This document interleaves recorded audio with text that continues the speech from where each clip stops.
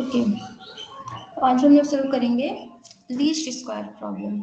ठीक है, अभी तक हम लोगों ने क्या पढ़ा था, क्या क्या पढ़ा है? न्यूमेरिकल लीनियर अलजेब्रा में अभी तक हम लोगों ने 3 मेथड्स पढ़े हैं। LU decomposition method for solving any system of equation, PLU decomposition method for solving any given linear system of equation, और तीसरा था Cholesky factorization method to solve a linear system of equation. ठीक है, okay. इसके अलावा आप लोगों ने सर पढ़ा के गए थे गॉस एलिमिनेशन मेथड और गॉस जॉर्डन मेथड। फाइन, तो हम लोगों ने अभी तक गॉस जॉर्डन आप लोगों ने पढ़ा है ना?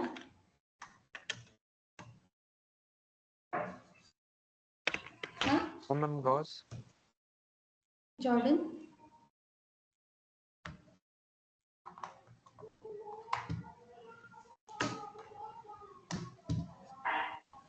नहीं पढ़ा है?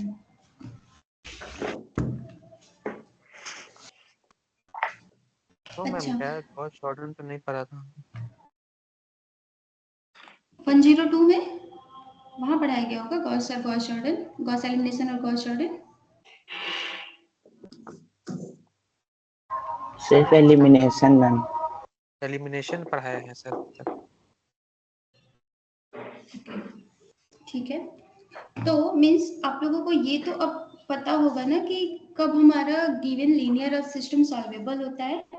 Like if I write ax is equal to B, ठीक है, I am just writing ax is equal to b and I ask you solve this, if solve ax is equal to b if it is solvable. So when this system will be solvable?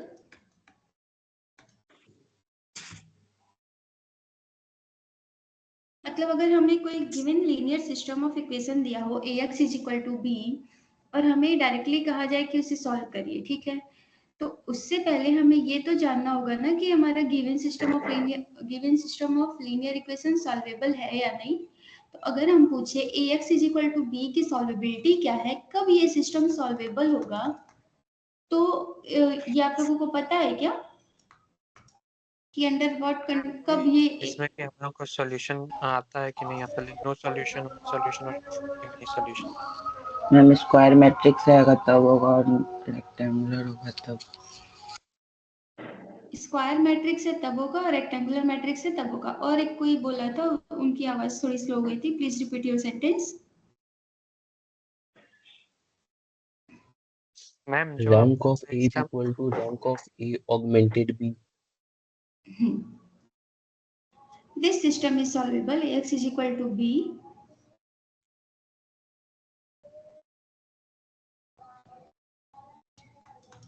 is solvable if and only if rank of A right augmented b is equal to rank of A। Rank निकालना किसी matrix का तो सबको आता है ना?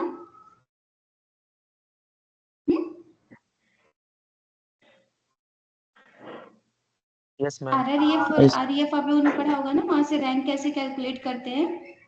Number of pivots. Okay, number of pivots, good. So I am writing few matrices here. I will directly write some system here. Please try to find whether these are solvable or not.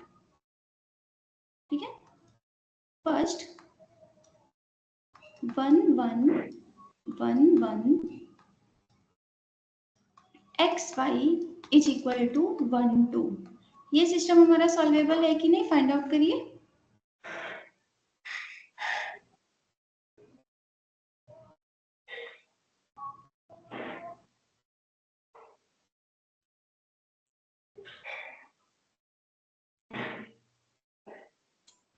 Compute करके बताइए हमें इसे, ये solvable है या नहीं।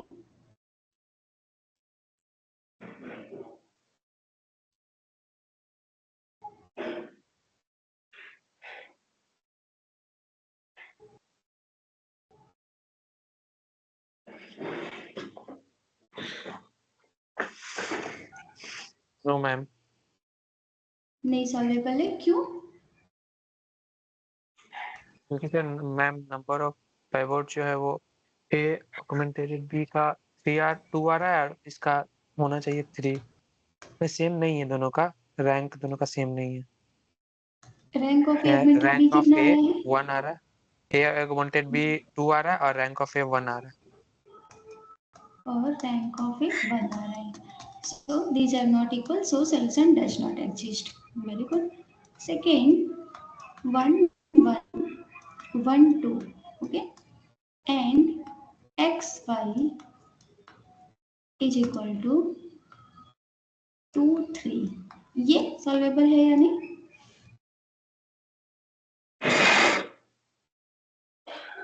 Yes ma'am है ये इसके लिए क्या आया है, रैंक क्या आया है ए का?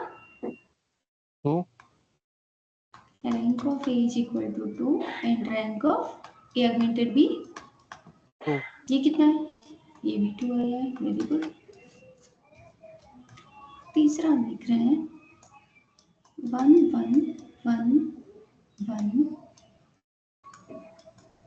xy इज इक्वल टू 1 1, ये सॉल्वेबल है या नहीं?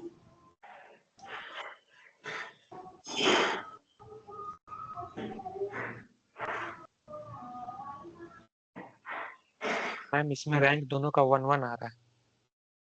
Rank of A is equal to 1 is equal to rank of A augmented B, ठीक है, दोनों का 1 आ रहा है, दैट मींस ये भी सिस्टम सॉल्वेबल है। इसके पास क्या आएगा, कितने सॉल्यूशंस होंगे इसके पास?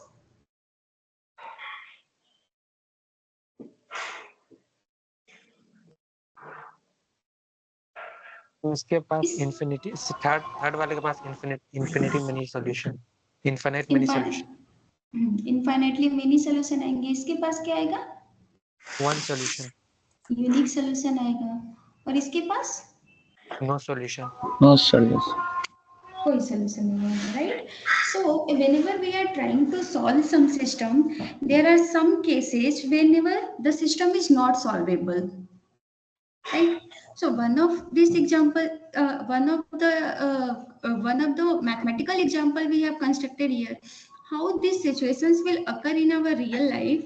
In real life, probably you have heard the term linear regression. Linear regression का नाम सुना है क्या आप लोगों ने? आप लोग तो डेटा साइंस के हो ना, नहीं सुना है? अभी तक नहीं सुने मैम। पिछले सेमेस्टर में रिग्रेशन लाइन करके था। हाँ, रिग्रेशन लाइन क्या था, याद है?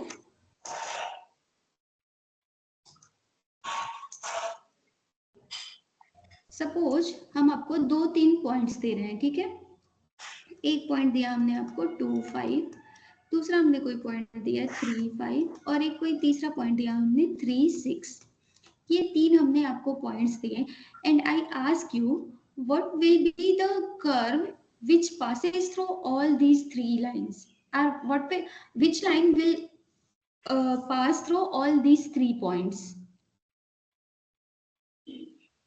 इन तीनों पॉइंट से जाने वाला कोई एक लाइन बताइए हमें, then what will happen?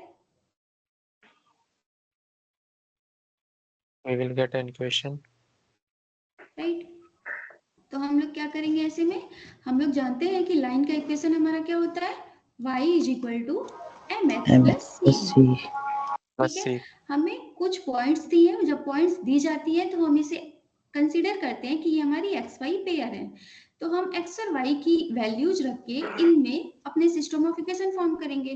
First वाला हमें क्या देगा, फर्स्ट वाला हमें देगा 5 is equal to 2m plus c, second वाला क्या देगा 5 is equal to 3m plus c, और थर्ड वाला क्या देगा हमें 6 is equal to 3m plus c.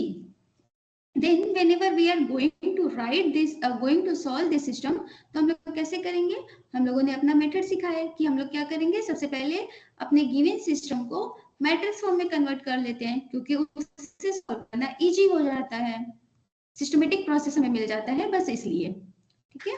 और कोई रीजन नहीं है कि इसे हम मैट्रिक्स फॉर्म में क्यों लिख रहे हैं। ठीक है, तो ये हमारा गिवन सिस्टम ऑफ इक्वेशन क्या होगा, CM इज इक्वल टू 5 5 6। ठीक है, यही गिवन सिस्टम ऑफ इक्वेशन होगा। अब हमें बताइए क्या ये सिस्टम सॉल्वेबल है?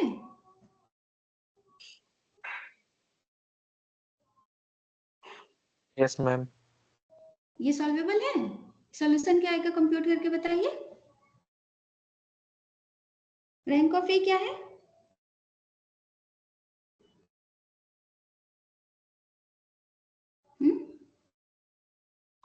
मैम निकाल रहे हैं।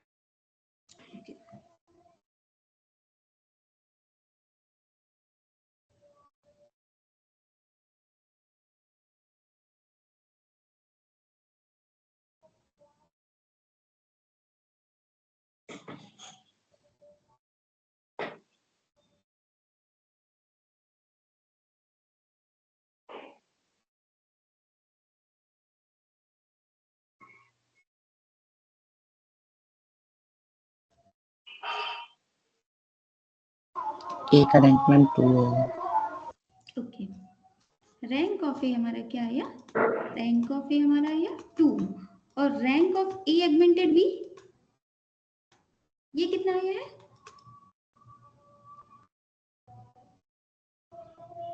3 आ रहा है। 3 आ रहा है। This means rank of A is not equal to rank of A augmented B and this will imply us that this system will be not solvable. Am I right? कि ये सिस्टम जो हमारा सॉल्वेबल नहीं है, ये solvable नहीं है, इसकी क्या मीनिंग है कि हमें कोई भी एक ऐसी लाइन नहीं मिलेगी जो इन तीनों पॉइंट से पास होती हो। Let us see this in figure also. 1 2 3 1 2 3 4 5 6। पहला पॉइंट क्या है हमारा 2 5 1 2 3 4 5। ठीक है, दूसरा पॉइंट है हमारा 3 5 3 5 एक यूनिट इसके इधर जाएगा और तीसरा है हमारा 3 6 3 6। जैसे ही आप फिगर ड्रॉ करेंगे, पॉइंट्स को अपने कोऑर्डिनेट एक्सिस पे कोऑर्डिनेट पे लोकेट करेंगे, आप लोग यहाँ से डायरेक्टली देख के बता सकते हैं कि किसी दो पॉइंट से जाने वाली लाइन तो हमें मिल सकती है, लेकिन कोई भी लाइन हमें ऐसी नहीं मिलेगी जो इन तीनों पॉइंट को एक साथ जाती हो। दिस मीन्स व्हाट कि हमें कोई भी m और c की वैल्यूज ऐसी नहीं मिलेंगी जो इन तीनों सिस्टम ऑफ इक्वेशन को एक साथ सॉल्व करती हो। In that case, what we do, we try to find a line which has minimum distance from all of these points. मतलब क्या कि हम एक ऐसा लाइन फाइंड आउट करेंगे, ये तो हमें मिल गया ना कि ये हमारा सिस्टम सॉल्वेबल नहीं है, मतलब एक लाइन से ये तीनों पॉइंट पास नहीं हो सकती, तो हम क्या करेंगे, एक ऐसी लाइन ड्रॉ करेंगे और उस लाइन पे इन तीनों पॉइंट से प्रोजेक्शन डालेंगे। ठीक है, लेट अस कॉल दिस, इसे मान लीजिए हम P1 पॉइंट कहते हैं, इसे P2 कहते हैं, इसे P3 कहते हैं। ठीक है, तो ये हमारा क्या होगा, इस वाले प्रोजेक्शन को जो हमारी इस पॉइंट की इस लाइन से डिस्टेंस है उसे हमने डिनोट किया E1। जो पॉइंट P2 की लाइन इस लाइन से हमारी डिस्टेंस है उसे हम डिनोट कर रहे हैं E2, और जो तीसरी पॉइंट है हमारी उसकी डिस्टेंस जो है इस लाइन से वो अगर हम डिनोट कर रहे हैं E3। तो in this situation what we do, instead of solving this system we try to minimize this difference। कि हम क्या करेंगे, we try to find some point x cap which have minimum distance from all of these। Norm of ax minus b over x in Rn।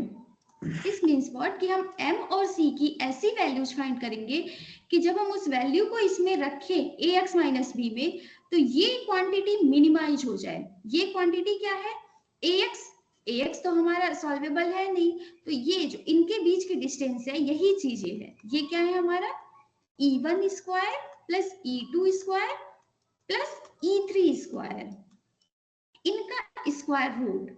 I will just show you in a few minutes कि हम ऐसा क्यों लिख रहे हैं। So whatever will be the x cap which minimizes this distance, which minimizes this quantity, that x will be so this solving this system, x cap is equal to minimum of x over Rn such that norm of ax minus b sorry, finding x cap which minimizes this error ax minus b is known as least square problem. Least square problem.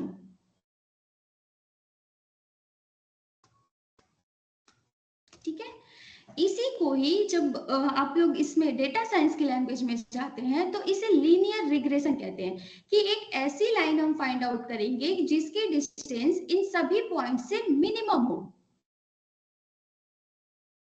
सभी point से minimum हो। That means what, कि सबका distance हम लेंगे, उस point से उस लाइन पे प्रोजेक्शन डालेंगे, सबका स्क्वायर लेंगे और उसका स्क्वायर रूट करेंगे।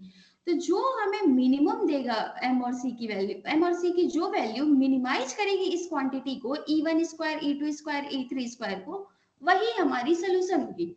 This problem in this data science is called linear regression.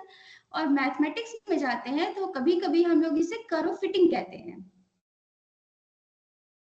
और जब स्पेसिफाई कर दिया जाता है कि आप इस डिस्टेंस को डिनोट कैसे कर रहे हैं, आप इस डिस्टेंस को मेजर कैसे कर रहे हैं, कि इस पॉइंट से इस पे डिस्टेंस जो हम ले रहे हैं उसका मेजरमेंट कैसे आ रहा है, then that whenever you fix that you will measure the difference in this way, E1 square plus E2 square plus E3 square, that will be called your least square problem।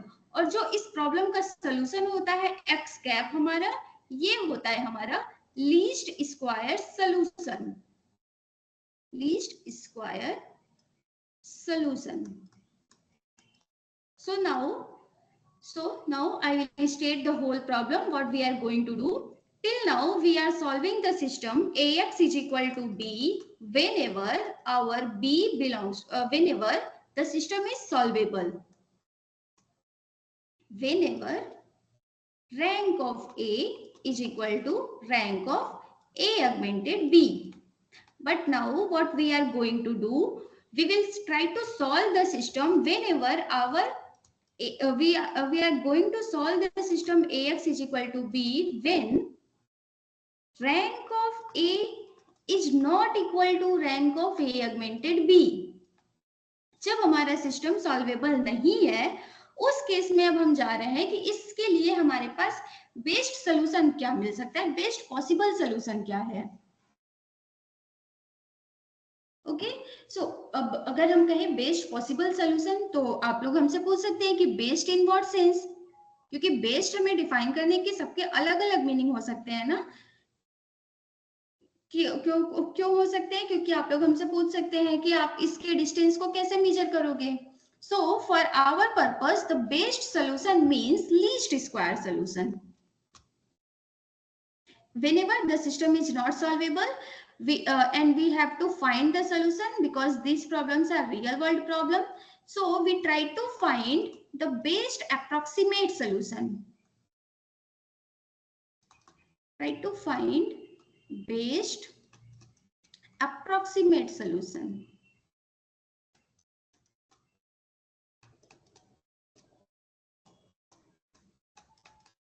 Okay, what will be our best approximate solution? For our purpose, best approximate solution will be the least square solution। Least square solution। In a few while, I will just explain you why we are going to do this। ठीक है, but यहाँ पे अभी के लिए इतना concept clear है कि हम लोग क्या करने जा रहे हैं, क्या पढ़ने जा रहे हैं। Please answer. Yes, ma'am.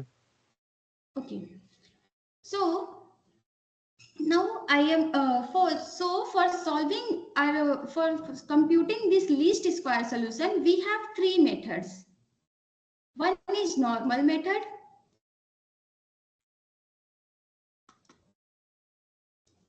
second one is QR method जिसमें हम लोग QR decomposition भी पढ़ेंगे, and third one is SVD method, singular value decomposition method. ये जब था तब हम लोगों ने कितने केसेस पढ़े थे? Gauss elimination,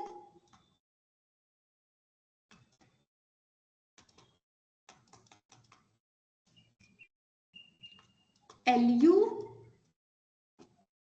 PLU and चोलेस्की.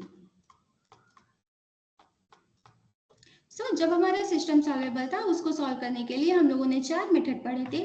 जब हमारा सिस्टम सॉल्वेबल नहीं है उसके लिए प्रॉब्लम फॉर्म होती है हमारी लीस्ट स्क्वायर प्रॉब्लम. उसको सॉल्व करने के हम 3 मेथड्स पढ़ेंगे. Okay, now I am going to explain why we will call it least square solution. Okay, fine. Before this, I want to know you. I want to ask you whether are you familiar with this norm ax minus b? Norm क्या होता है, आप लोग aware हैं क्या? No ma'am. Okay, ठीक है. तो सबसे पहले हम डिफाइन करेंगे कि नॉर्म क्या है. ठीक है, क्योंकि हम वहां पे अभी लिखेंगे तो मे भी आप लोग पूछ सकते हैं हमसे कि क्या है. ठीक है, नॉर्म स्पेस क्या होता है? नॉर्म स्पेस बेसिकली हमें डिफाइन करना है. नॉर्म एक मैपिंग होती है. ठीक है, नॉर्म एक मैपिंग होती है किसी स्पेस से रियल नंबर पे. So for our purpose we are going to consider Rn with norm 2. ठीक है, तो उसके पहले हम आप लोगों को एक जनरल डेफिनेशन नहीं देंगे, मे बी आप लोग कंफ्यूज हो सकते हैं. ठीक है, उसके लिए हम आप लोगों को ये बता देते हैं कि इसे नॉर्म कब कहते हैं. ठीक है, पहले अभी यहाँ पे जानते हैं हम लोग कि इसे नॉर्म्ड स्पेस कहते हैं. ठीक है, इसे नॉर्म्ड स्पेस क्यों कहते हैं? ये जो हमने ऐसे डिफाइन किया, दिस डॉट, ये हमारी एक मैपिंग है Rn से जो जाती है 0 इंफिनिटी.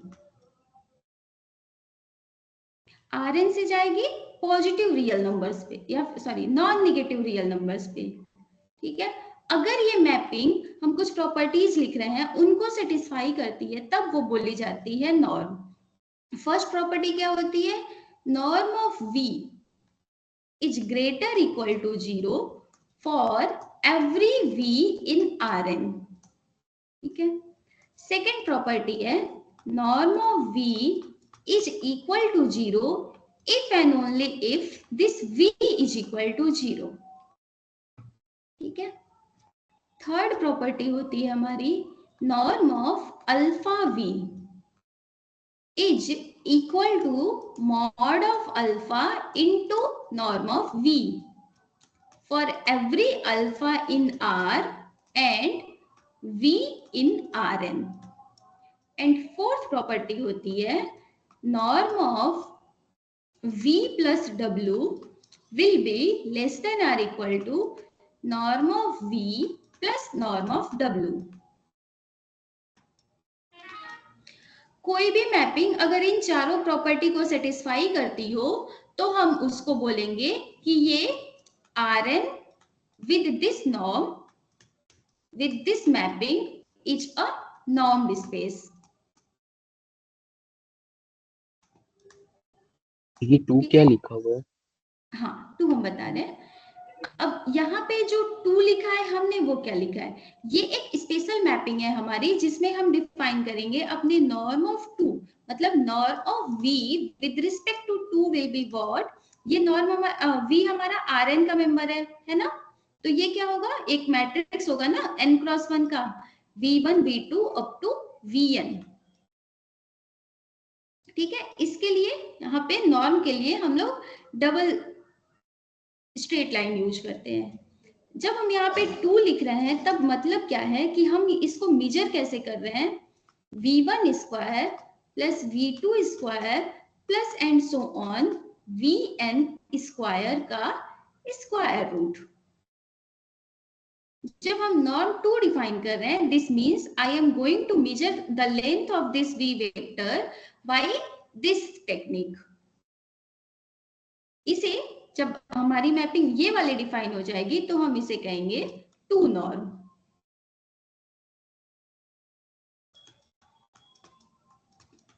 ठीक है,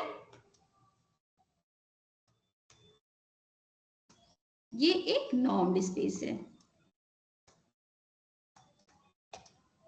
हम यहाँ पे Rn कंसीडर कर रहे हैं और ये जो नॉर्म कंसीडर कर रहे हैं वो 2 नॉर्म कर रहे हैं, इसीलिए इस प्रॉब्लम को लीस्ट स्क्वायर सॉल्यूशन कहा जा रहा है। लीस्ट क्यों? क्योंकि किसी चीज को मिनिमाइज कर रहे हैं। स्क्वायर क्यों?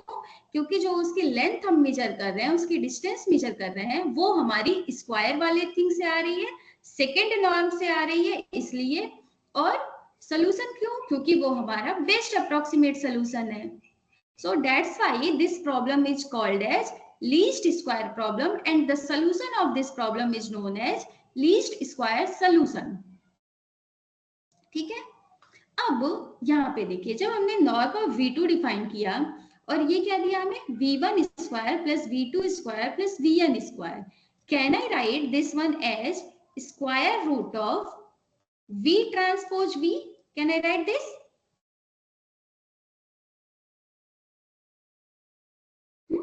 लिख सकते हैं क्या? अगर हमारा V ये था ना, चेक कर लेते हैं लिख पाएंगे कि नहीं।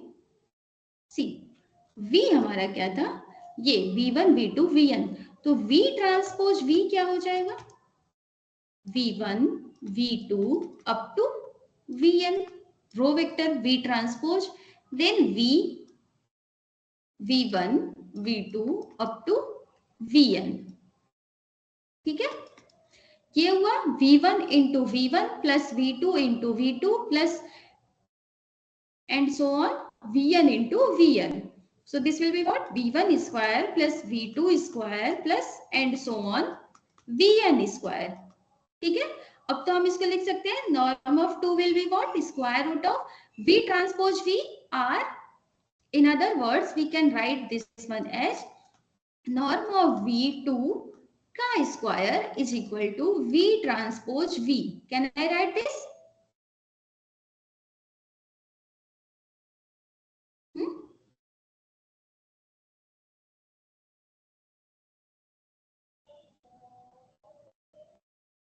Yes, ma'am. लिख सकते हैं। और यहाँ वाली जो चीज आप लोग देखेंगे, आप लोग अगर आप इसे रिकॉल करें अपने प्रीवियस एग्जिस्टिंग नॉलेज से, देन क्या होगा, जब आपसे R2 में डिस्टेंस पूछी जाती थी, अगर हम पूछे कोई पॉइंट है 2 3 और कोई पॉइंट है 4 5, इन दोनों पॉइंट्स के बीच का डिस्टेंस क्या है, तो आप लोग कैसे कैलकुलेट करते हैं, what will be the distance between this P1 and P2? P1 P2 के बीच की डिस्टेंस क्या होगी?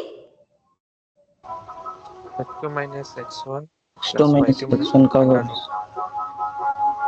x2 minus x1 का whole square plus y2 minus y1 का होल स्क्वायर का स्क्वायर रूट, है ना, यही था ना। The same thing we will get here, कि अब हमें किसी पॉइंट का, अब इसको आप लोग इससे रिलेट करिएगा, 2 3 minus 4 5 norm 2।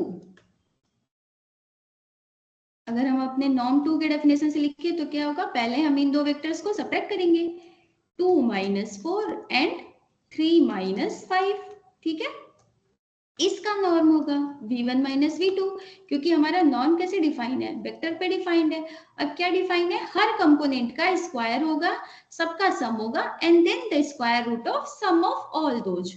So this will be what, 2 minus 4 का होल स्क्वायर प्लस 3 minus 5 का होल स्क्वायर का square root.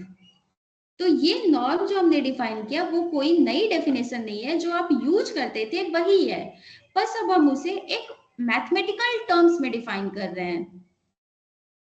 Are you agree with me?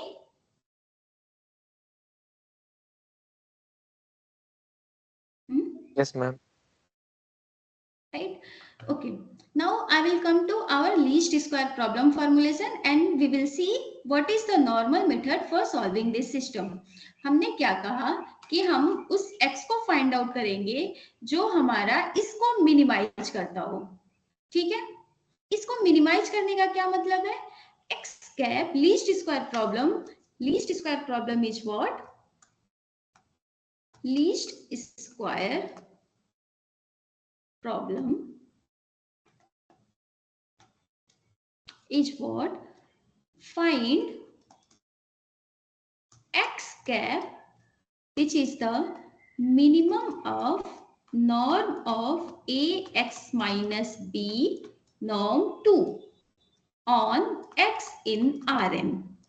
This means what, कि कोई भी अगर दूसरा x कैप हम ले रहे हैं तो हमारा क्या होगा, norm of ax cap minus b norm 2 will always be less than or equal to norm of ax minus b 2 for every x in Rn.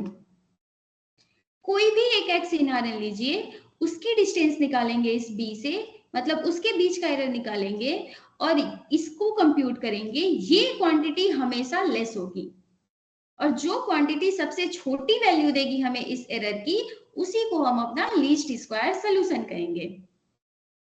ठीक है, अब हमने कहा कि हमें ये फाइंड आउट करना है। अब इसको फाइंड आउट कैसे करें, लेट अस डिफाइन, लेट ई क्या है हमारा, error between A x and be in norm 2। ठीक है, नॉर्म 2 में हम मेजर कर रहे हैं ax। अभी हम लोगों ने देखा ना कि इस सिस्टम के पास सोल्यूशन नहीं है, मतलब ये अंदर की क्वांटिटी जो हमने ax माइनस बी लिखी, ये तो कभी जीरो होगी नहीं, नहीं ना, ठीक हो जाएगी, नहीं होगी। ओके, ये कभी जीरो होगी नहीं। ठीक है, ये हमारा था norm of ax minus B 2। This will be what, can I also write this one as e square is equal to norm of ax minus B 2 का whole square. Will it be, same thing है ना, बस हमने दोनों side का square कर दिया। ठीक है, लिख सकते हैं ना। Okay, yes ma'am. और यहाँ पे हमने दिखाया कि जब हमारा नॉर्म 2 है तो ये हमारा क्या होता है, नॉर्म 2 का square is equal to v transpose v। By following this can I also write this one as ax minus b का transpose into ax minus b। लिख सकते हैं क्या? Yes ma'am. कैपिटल एक्स था, स्मॉल एक्स लिख दिया था, लिख सकते हैं। और इसको बस हम नोटेशन दे रहे हैं कैपिटल E। ठीक है, which is our E square.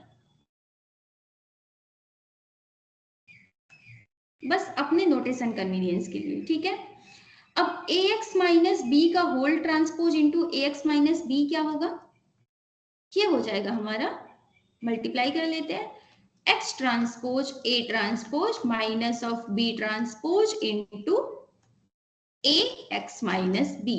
ठीक है, इसको मल्टीप्लाई करते हैं, x transpose a transpose into ax, x transpose a transpose ax।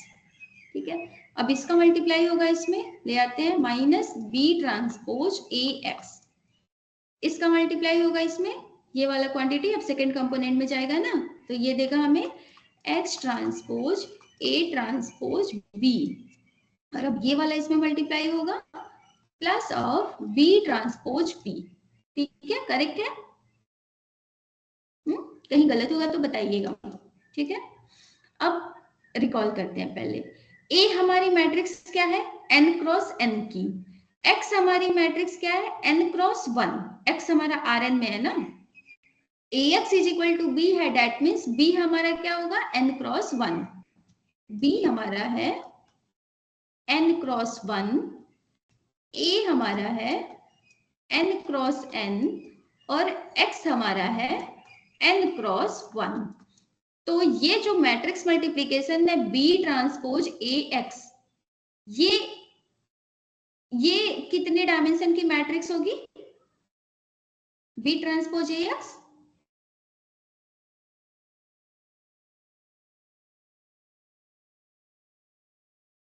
Ma'am ए का कितना बोले थे? a का n क्रॉस n है, स्क्वायर मैट्रिक्स है n क्रॉस n की। इसका n क्रॉस 1। हाँ, x का n क्रॉस 1 और b का भी n क्रॉस 1। तो b ट्रांसपोज ax जो होगा उसकी डायमेंशन क्या होगी, ये जो प्रोडक्ट आएगा तीनों का,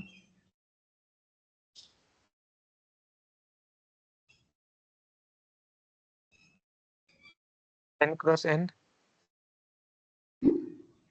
n क्रॉस n। सी, अगर B हमारा n क्रॉस 1 का है तो B ट्रांसपोज कितने का होगा? 1 क्रॉस n ना, 1 क्रॉस n है ना। A कितने का है? n cross n। Ma'am n 1 cross, cross 1। हाँ, ये हमारा जो भी आएगा रिजल्टेंट वो 1 क्रॉस 1 का आएगा। तो इसका transpose is equal to same आएगा। Can I say that B transpose AX is equal to B transpose AX का transpose? Can I say that? क्योंकि 1 क्रॉस 1 की मैट्रिक्स है, स्केलर हो गया ना ये 1 क्रॉस 1 का हुआ तो। Yes ma'am. कह सकते हैं। तो ये क्या है? ये वाला जब ट्रांसपोज लेंगे तो हम क्या आएगा? ट्रांसपोज हमारा रिवर्सल रूल फॉलो करता है ना। ए बी का ट्रांसपोज क्या होता है? B transpose A transpose. Reverse order में आ जाता है ना, इसे रिवर्सल लॉ कहते हैं। ठीक है, इसके अकॉर्डिंग जब इस पे हम ट्रांसपोज लगाएंगे तो ये हमें क्या देगा? X transpose A transpose B. Second quantity क्या है हमारी? X transpose A transpose B. This means what? कि अब हम इसे लिख सकते हैं X transpose A X minus of 2b transpose A X plus b transpose b। लिख सकते हैं by following this one, yes ma'am. है ना, लिख सकते हैं। Very good. अब ठीक है, ये हमारा एक इक्वेशन फॉर्म हुआ। अब जब हमने नॉर्म डिफाइन किया तो हमारी फर्स्ट प्रॉपर्टी की कि norm of v will always be greater equal 0। ठीक है, किसी भी वेक्टर का नॉर्म हम जब लेंगे तो वो हमेशा हमारा ग्रेटर इक्वल 0 होगा। तो यहां से E क्या आएगा? E हमारा क्या है? ax minus B with norm 2, norm of ax minus B और 2 norm of ax minus B. ठीक है, तो E हमारा क्या होगा? ग्रेटर इक्वल 0, है ना।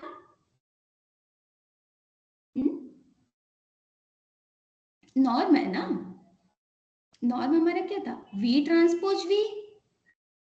तो ये क्वांटिटी हमारी दे क्या रही है? इसका स्क्वायर रूट दे रही है ना, v1 square plus v2 square plus vn square का स्क्वायर रूट, और वो भी पॉजिटिव स्क्वायर रूट। निगेटिव वाला स्क्वायर रूट हम नहीं कंसीडर करेंगे। ठीक है, तो इसके अकॉर्डिंग क्या हमारा ये e हमेशा ग्रेटर इक्वल 0 होगा। अगर x कोई ऐसा मिल गया जो इसको सेटिस्फाई कर रहा होगा तो वो 0 दे देगा, और अगर इसको सेटिस्फाई नहीं कर रहा होगा तो कोई नॉन जीरो वेक्टर आएगा ना ax minus B, ma'am positive होगा हमेशा। तो हमेशा पॉजिटिव होगा। तो ई स्क्वायर भी हमेशा पॉजिटिव होगा। ई स्क्वायर तो अल्टीमेटली यस पॉजिटिव यस होगा। तो क्या हम यहाँ से ये भी कह पाएंगे क्या कि जो ये ई का मिनिमम होगा वही हमारा ई स्क्वायर का भी मिनिमम होगा? मतलब कि क्या, जो जो एलिमेंट इसको मिनिमाइज करेगा, जैसे कि यहाँ ये क्या था? एक्स का फंक्शन था, है ना।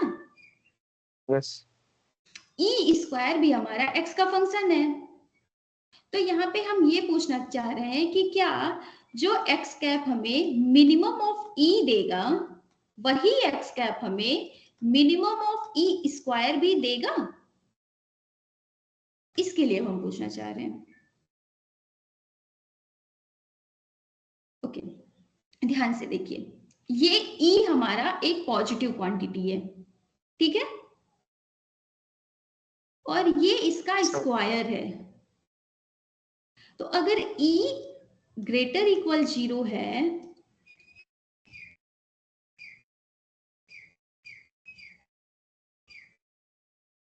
ओके, जस्ट मिनट, ई नहीं, ई को भी हम कंपेयर कर रहे हैं, एक मिनट वहां से ला रहे हैं। E1 greater than E2 and greater equal 0। ठीक है, ये कुछ है हमारे पास। अगर ये दोनों क्वांटिटी ग्रेटर देन 0 है तो क्या ये हमें इंप्लाई करेंगी क्या कि E1 square will be greater equal to E2 square?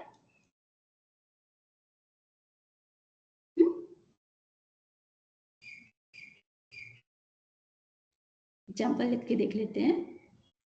1/2, ठीक है, ग्रेटर देन 1/4, सही है।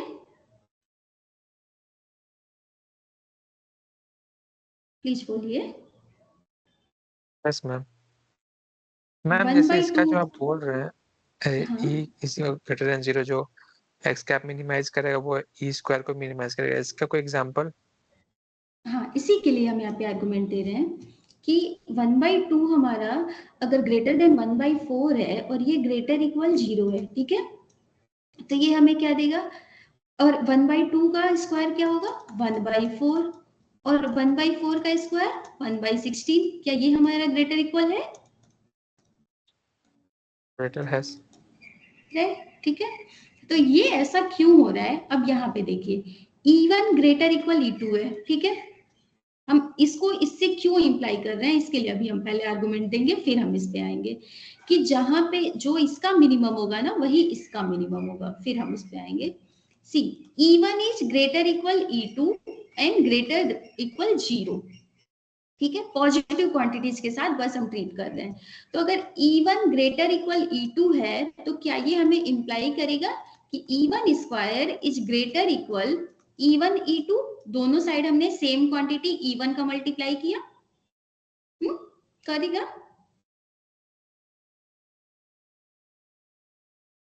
और E1 ये स्क्वायर तो यहाँ पे E2 कहाँ से आ गया? ये E1 square is greater equal E2 था, इसमें हमने दोनों साइड E1 का मल्टीप्लाई किया, yes ma'am, positive yes ma'am, quantity थी ना, तो हमारी इनइक्वालिटी प्रिजर्व रहेगी, यस मैम, है ना। तो ये हमें इंप्लाई क्या करेगी कि E1 square is greater equal E1 E2। True है। यस।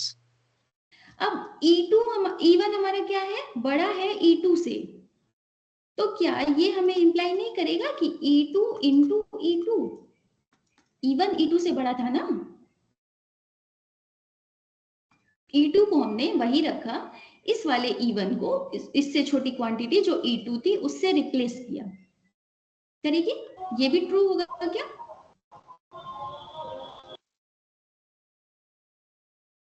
E2 दो बार मल्टीप्लाई कर रहे हैं मैम। हाँ, जैसे, अच्छा, स्क्वायर। ओके, एक मिनट, हम दूसरे तरीके से आपको बताते हैं, इससे अगर दिक्कत हो रही तो ठीक है। ये हमें एक बार क्या दिया कि E1 अगर ग्रेटर इक्वल E2 है, सो E1 square is greater equal E1 E2, ठीक है, ये तो ठीक है ना। Yes ma'am. अब इसी इक्वेशन में दोनों साइड हम E2 का मल्टीप्लाई करें, कर सकते हैं, E2 भी पॉजिटिव क्वांटिटी यस है ना, मैम। तो ये हमें क्या देगी, E1 सेम दे देगी E2, मैम। हाँ, नहीं, E1 E2 greater equal E2 square देगी ना, स्क्वायर दोनों साइड वो E2 का इक्वल आ जाएगा। मल्टीप्लाई की, है ना, इक्वल कहाँ आएगा? वेट कर देंगे ma'am. E1 square is greater than equal to E1 E2 is greater than equal to E2 square. हाँ, तो जो अब आपने जब इन पहले दोनों लिखा को था ना उसी को कंबाइन, इक्वेट कर देंगे। हाँ, अब जब इन दोनों को हम कंबाइन करेंगे तो हम लोग क्या लिख सकते हैं, E1 square greater equal E1 E2 greater equal E2 square, and this will ultimately give us what, E1 square is greater equal E2 square.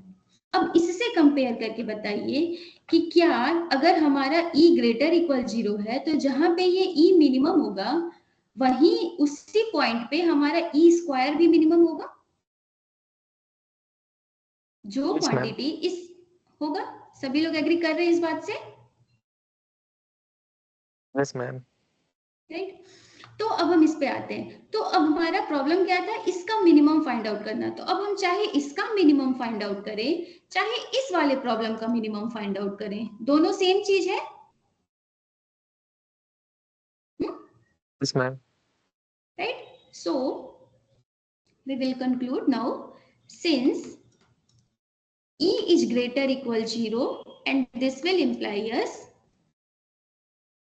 X cap, that is minimum of E over X in Rn is equal to X cap, sorry,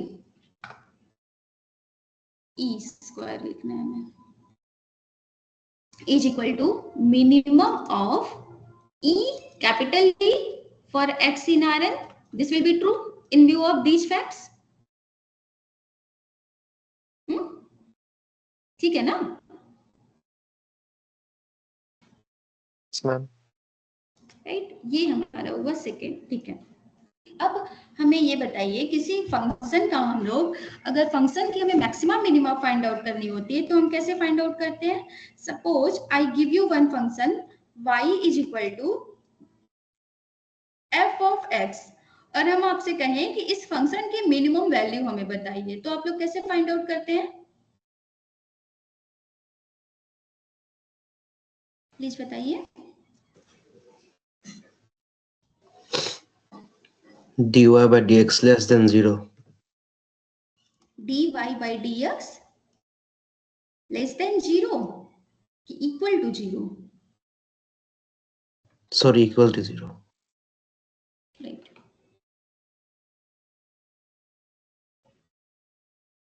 dy by dx is equal to 0 करते हैं। इससे जो भी हमारी polynomial बनती है f dash x is equal to 0, इसके roots find out करते हैं, है ना? Yes, ma'am. Suppose x1 is a root of f dash x। तो ये x1 इसका मिनिमाइजर कब होगा?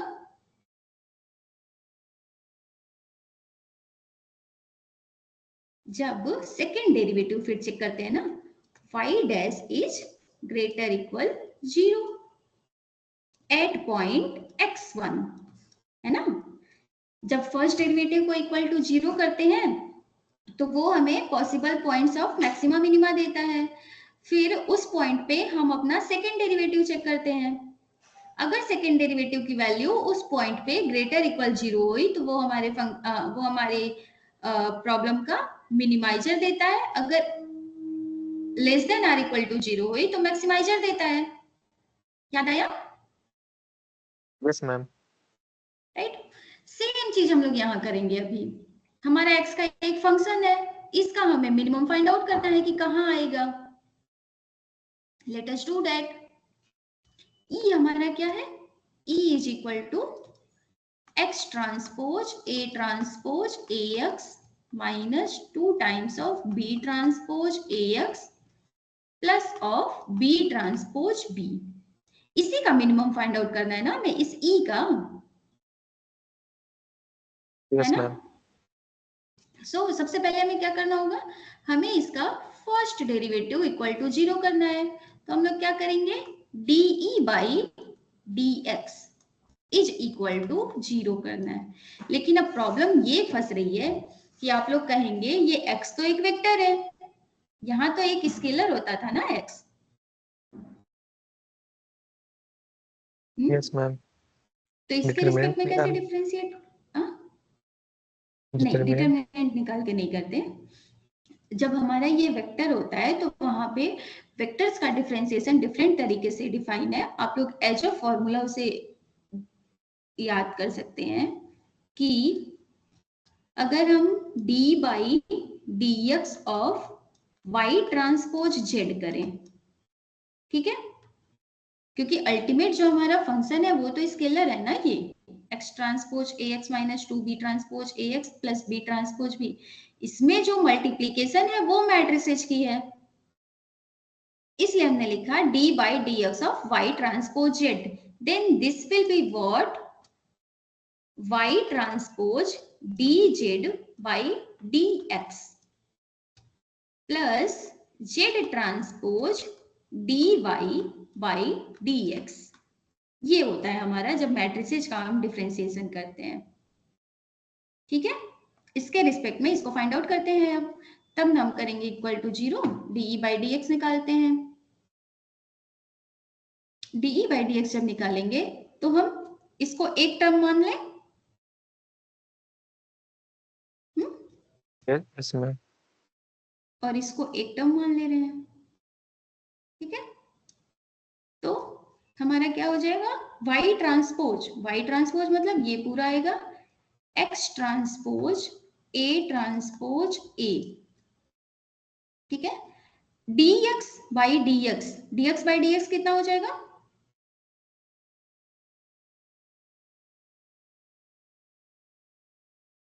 किसी फंक्शन का उसके रिस्पेक्ट में डिफरेंशिएशन क्या हो जाता है, dx by dx 1 हो जाता है, यहाँ भी 1 हो जाएगा भले ही ये मैट्रिक्स है, ठीक है। प्लस जेड ट्रांसपोज मतलब x transpose dy by dx, d by dx of y, y क्या था हमारा, ये पूरा y ट्रांसपोज है, y क्या हो जाएगा, x transpose a transpose a का होल ट्रांसपोज, यही होगा ना y, इस पूरे का ट्रांसपोज, क्योंकि ये y ट्रांसपोज है, सही है, यहाँ पे y ट्रांसपोज इसे लिखा है ना, ठीक है। तो ये क्या होगा, अब जब इसका ट्रांसपोज लेंगे तो ये क्या हो जाएगा, A ट्रांसपोज इधर आएगा, फिर ये A का A ट्रांसपोज का ट्रांसपोज A, X ट्रांसपोज का ट्रांसपोज X, मतलब ये हमारा हो जाएगा, क्योंकि इसको अभी यहीं रहने देते हैं ताकि हमारी लाइन ना ब्रेक हो, अभी हम नीचे उसको लिखेंगे, ठीक है, माइनस ऑफ इसको भी लिख लेते हैं, ये 2B ट्रांसपोज AX, B हमारा कांस्टेंट है, A हमारा कांस्टेंट है ना, Yes, ma'am. So what will be the derivative of this one, 2B transpose A into X का dx by dx 1, और B ट्रांसपोज B कांस्टेंट है, इसको जब डिफरेंशिएट करेंगे X के रिस्पेक्ट में तो क्या हो जाएगा, 0। So this will give us ये X transpose A transpose A plus ये X ट्रांसपोज ये वाला d by dx of A transpose A X, ये वाला अभी जो ट्रांसपोज हम सॉल्व कर रहे थे उसको लिखा, ठीक है, minus of 2B transpose A, ठीक है,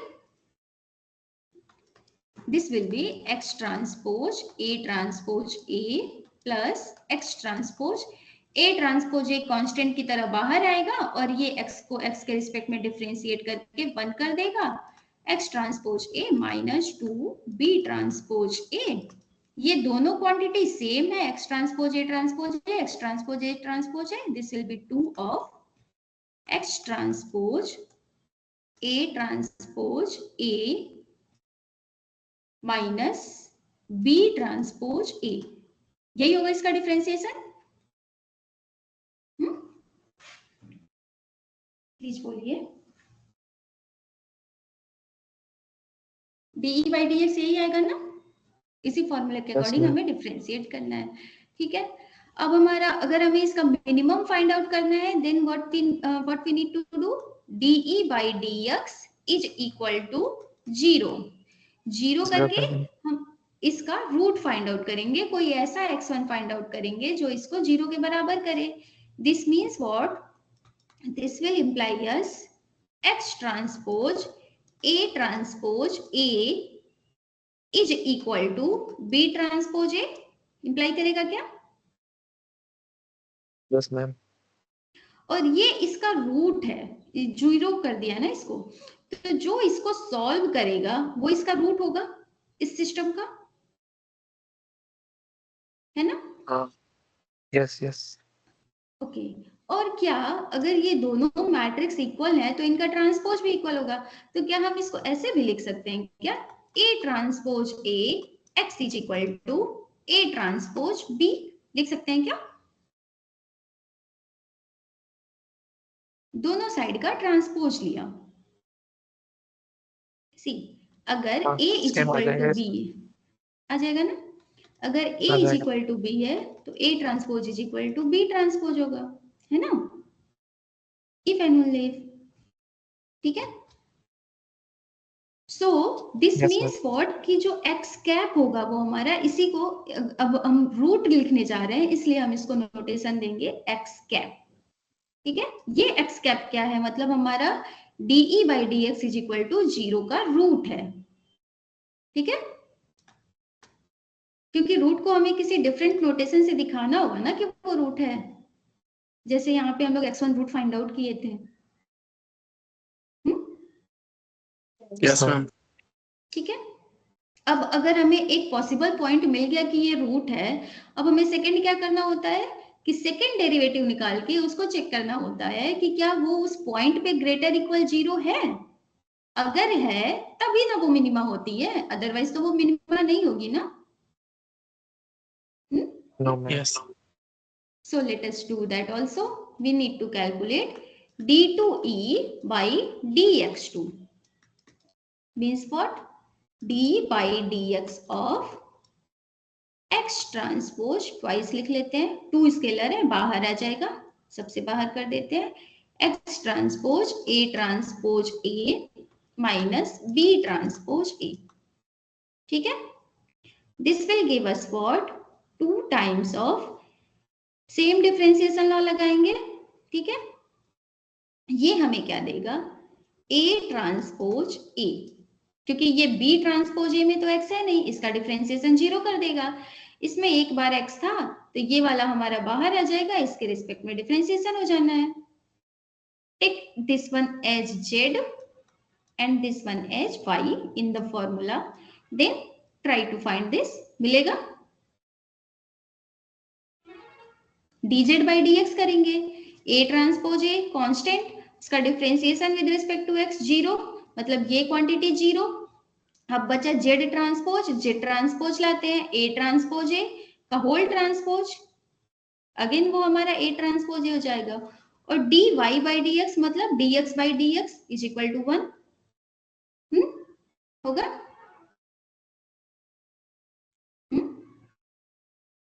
ये डिफरेंशिएशन हमने कैसे लिखा, ये क्लियर हुआ? हम एक बार फिर से रिपीट कर दिए। Okay.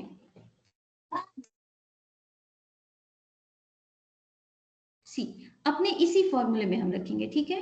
2 times of y transpose हमारा क्या था? x transpose. So let us right x transpose d by dx of a transpose a। ठीक है। प्लस z ट्रांसपोज, z क्या है हमारा? a transpose a, let us write this one as a transpose a into dy by dx, मतलब dx by dx। y को हमने यहाँ x लिया है ना, इसको एज अ y ट्रीट कर रहे हैं, इसको एज अ z ट्रीट कर रहे हैं इस वाले में, y ट्रांसपोज z में। ठीक है। ये तो एक हमारा हो जाएगा इसका। अब ये बचा b ट्रांसपोज a, एक ही क्वांटिटी है, इसको सेम लिख लेंगे, minus d by dx of b transpose a। ठीक है। अब a ट्रांसपोज a हमारी नोन मैट्रिक्स है, इसमें कहीं x नहीं है, तो इसका जब x के रिस्पेक्ट में डिफरेंशिएशन करेंगे तो क्या होगा? कांस्टेंट का differentiation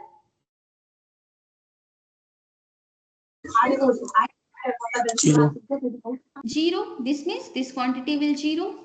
d by dx of b transpose a, b और a दोनों कांस्टेंट है, b ट्रांसपोज a भी एक कांस्टेंट मैट्रिक्स होगी, तो उसका डिफरेंशिएशन करेंगे तो क्या आएगा? 0। और dx by dx ये क्या होगा? 1।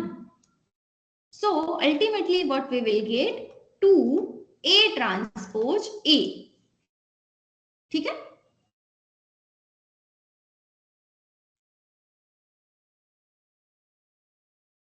अब बताइए। मैम पहला वाला जो टर्म है एक्स ट्रांसपोज जो डी ऑफ डिफरेंशिएशन जो है ये मैम कांस्टेंट कैसे है नहीं सब पाए?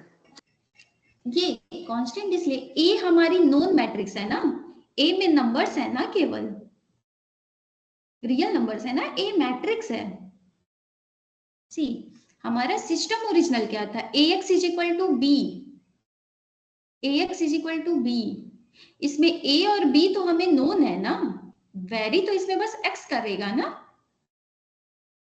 Yes ma'am. उसकी वजह से हमने कहा कि a transpose a constant matrix होगी, है ना? नहीं होगी?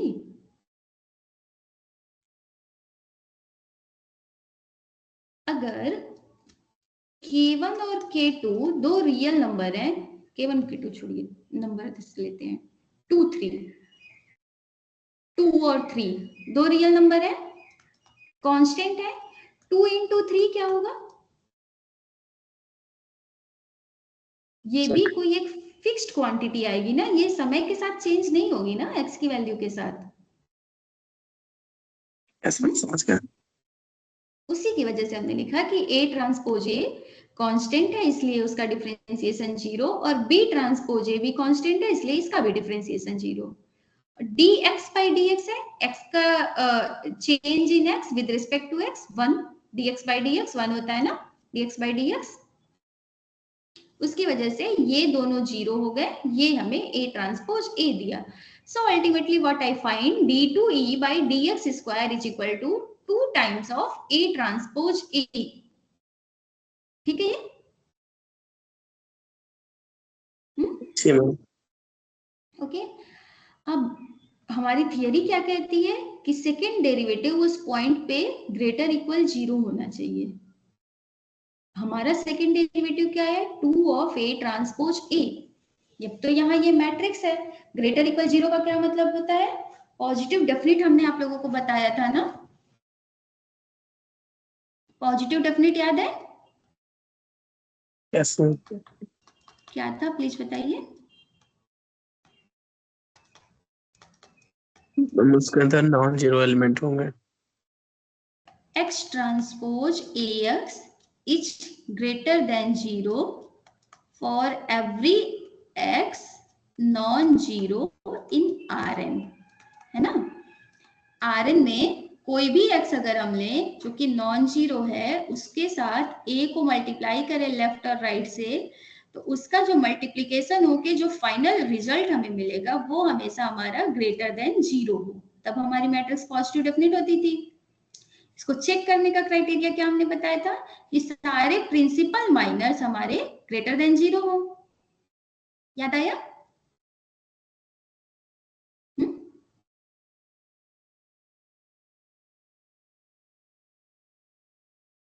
Yes ma'am.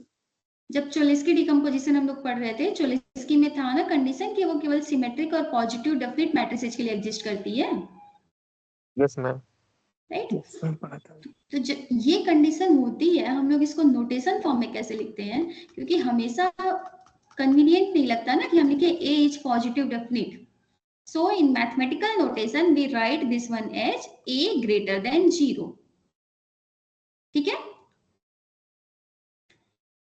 तो ये पॉजिटिव डेफिनिट है, मीन्स हमारी क्वांटिटी स्ट्रिक्टली ग्रेटर देन 0 है।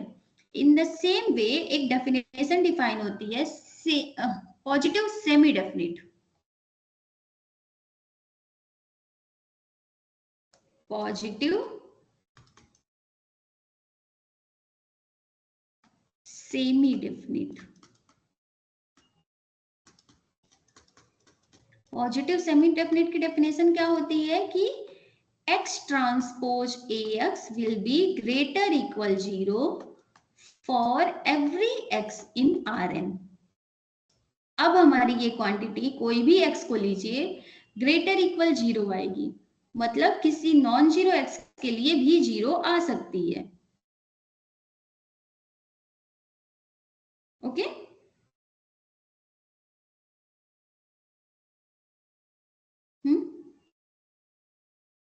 For example our matrix this one, ये मैट्रिक्स हमारी first minor principal minor 1, second principal minor 0, तो ये मैट्रिक्स क्या होगी फिर? पॉजिटिव सेमी डेफिनिट होगी ना। जैसे अब किसी भी x से हम इसे मल्टीप्लाई करें, x1 x2, ठीक है, ये हुआ हमारा x1 x2, ये हमें क्या देगा? x1 0 इंटू x1 x2, ठीक है, ये देगा हमें x1 square 0 into x2 x1 square, ये हमेशा हमारा ग्रेटर इक्वल 0 होगा। बताइए।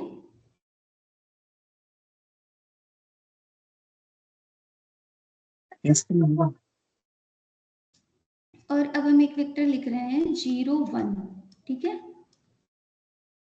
1 0 0 0 इंटू 0 1, ये क्या देगा हमें मल्टीप्लाई करके 0 into 1 1 into 0 0 0 into 0 plus 0 into 0 0, this will give us 0 0 into 0 1, मतलब 0 into 0 plus 1 into 0 is equal to 0। x तो हमारा नॉन जीरो था, है ना, लेकिन x ट्रांसपोज ax क्या आया, 0 आया। दिस मीन्स व्हाट, कि सम केसेस में मैट्रिक्स के साथ ऐसा होता है कि नॉन जीरो वेक्टर्स के लिए ये मल्टीप्लिकेशन 0 मिले।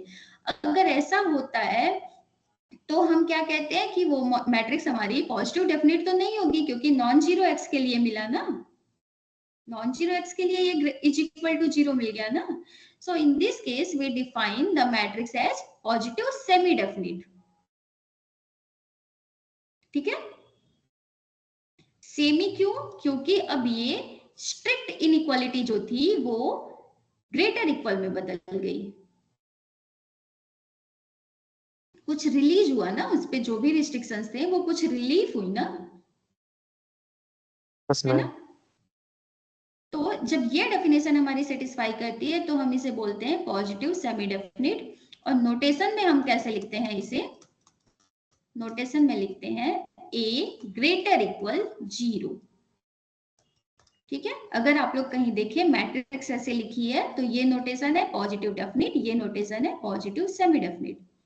सिमिलरली निगेटिव डेफिनिट और निगेटिव सेमी डेफिनिट भी चीजें एग्जिस्ट करती है। निगेटिव में क्या होगा, यही क्वांटिटी हमारी लेस देन 0 हो जाएगी। ठीक है, पर वो हमें अभी जरूरत नहीं है तो हम वहां नहीं जाएंगे। हमारा यहाँ क्या था, सेकेंड डेरिवेटिव ग्रेटर इक्वल 0 होना चाहिए। अब हम ये क्लेम करने जा रहे हैं कि ये मैट्रिक्स हमारी ग्रेटर इक्वल 0 है। वाई, अगर हम इसको कह रहे हैं कि ये ग्रेटर इक्वल 0 है, दिस मीन्स हमारी ये डेफिनेशन सेटिस्फाई होनी चाहिए। Let us see whether this will hold और नॉट। 2a ट्रांसपोज a मैट्रिक्स है हमारी, कोई भी मैट्रिक्स है, इसके अंदर क्या है हमें उससे फर्क नहीं पड़ता, x ट्रांसपोज ax। यही कहा ना कि अगर किसी मैट्रिक्स को आप ये बोलना चाहते हो, पॉजिटिव सेमी डेफिनिट बोलना चाहते हो, तो ये दिखाओ कि x ट्रांसपोज ax हमारा ग्रेटर इक्वल 0 है for every x। Let us compute this one. देखिए क्या होगा, 2 हमारा स्केलर है, इसको बाहर ले लें।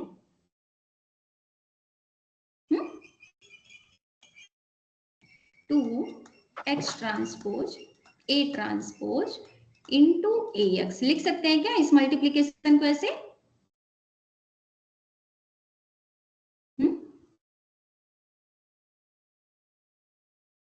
प्लीज बोलिए। Yes ma'am.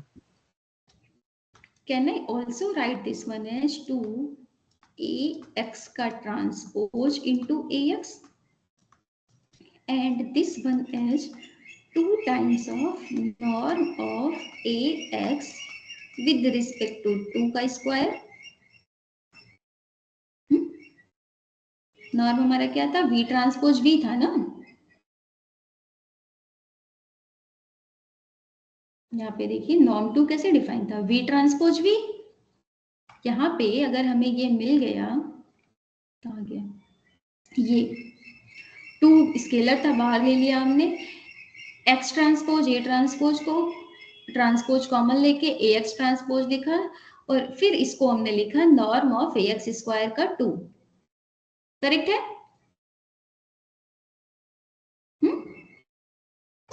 Yes ma'am. Yes ma'am. अब इस क्वांटिटी में आएगा क्या, ये हमेशा हमारी ग्रेटर इक्वल 0 आएगी, है ना,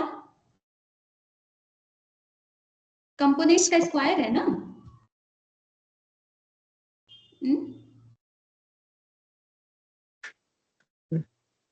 दिक्कत हो रही है, यहां से फिर से देखिए, यहाँ पे एक बार सी v ट्रांसपोज v क्या था, v1 square plus v2 square plus vn square.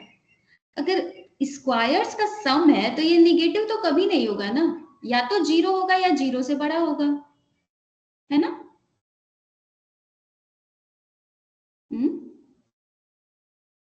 Yes, ma'am.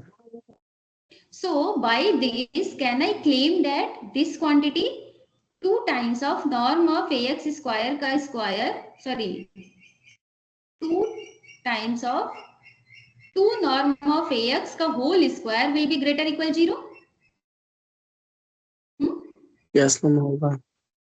और ये इक्वल था इसके, so this will imply as what कि हमारी डेफिनेशन सेटिस्फाई हो रही है and 2A transpose A is greater equal 0 कह सकते हैं,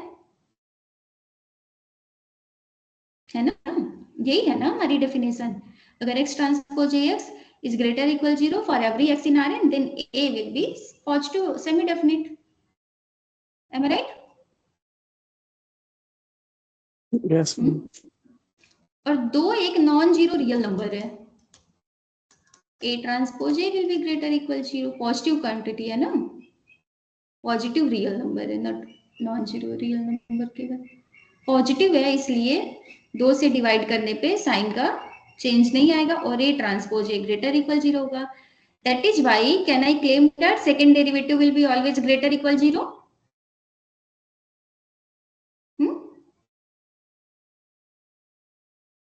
ये Yes, क्लेम ma'am. अब सही, क्लेम प्रूव्ड। तो हमारी थियरी क्या कहती है कि ये जो रूट है वही इसकी मिनिमा दे रहा है हमारे ax माइनस बी की, मतलब x कैप क्या था, मिनिमम ऑफ ई या ई कैपिटल ई या स्मॉल ई, दोनों में से कोई भी आप कंसीडर कर सकते हैं। So this will imply as what? X cap will be what? Solution of A transpose A X cap is equal to A transpose B. ठीक है? यही X cap जो इस सिस्टम को सॉल्व कर रहा है वही हमारे इस E को मिनिमाइज करेगा, कैपिटल E को कह लीजिए या स्मॉल E को कह लीजिए, क्योंकि हम लोग ऑलरेडी बोल चुके हैं दोनों बराबर है। So can I say that कि this x cap which will solve this system of equation A transpose A x cap is equal to A transpose B, this will minimize our small e, can I claim that now?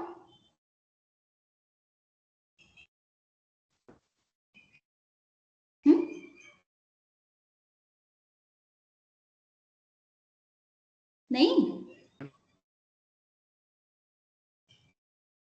यहाँ पे जब हमें मिल जाता था second derivative अगर greater equal 0 हो जाता था इस x1 पॉइंट पे, तभी तो हम लोग कहते थे ना कि यही x1 इस फंक्शन का मिनिमाइजर है, इसी x1 पॉइंट Yes, पे ma'am. इस उसकी मिनिमम वैल्यू मिलेगी। तो वही चीज क्या हम अब यहाँ कह सकते हैं कि इसका जो स्मॉल e है इसका मिनिमम हमें वहां मिलेगा, वो एक्स कैप होगा जो इस सिस्टम को सॉल्व करेगा। कह सकते हैं ना?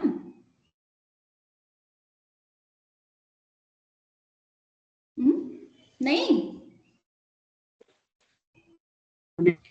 Yes, ma'am. so yes, so in normal method what we do for computing this least square solution, the normal method says what? First thing, given will be what? Given will be system ax is equal to b, target हमारा क्या है, least square solution find out करना, target compute least square solution.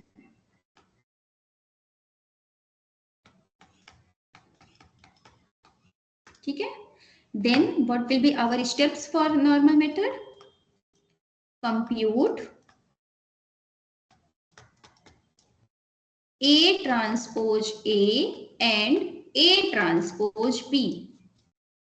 Second step, form the system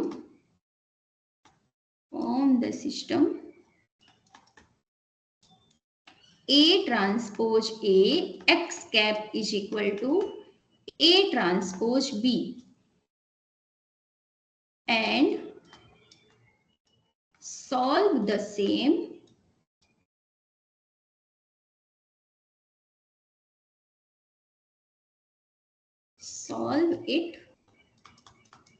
for x cap.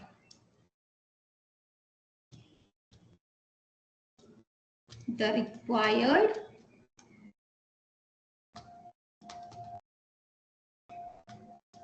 least square solution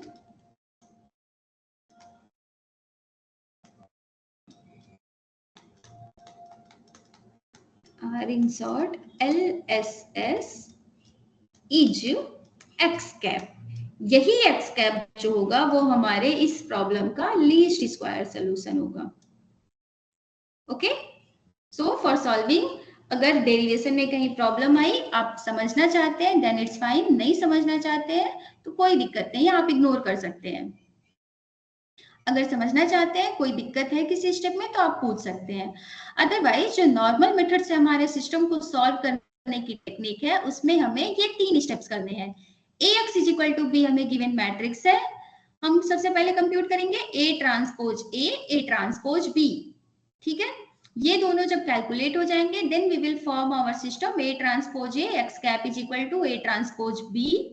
ये system हमेशा solvable होगा और इसका जो सोल्यूशन होगा वही हमारे ओरिजिनल प्रॉब्लम का लीस्ट स्क्वायर सोल्यूशन होगा। एक दो मिनट लेके रिवाइज कर लीजिए, अगर किसी स्टेप में कोई प्रॉब्लम है please ask, otherwise we will go with examples. ये जो नॉर्मल मेथड आप बताइए एक बार इसका और रिकेप कर सकती हैं क्या? क्योंकि आप जब बताए तो मैं ट्यूशन तक सॉरी हमने आपने क्या बोला, कहा आवाज आपकी फंस रही है, फिर से बोलिए। हेलो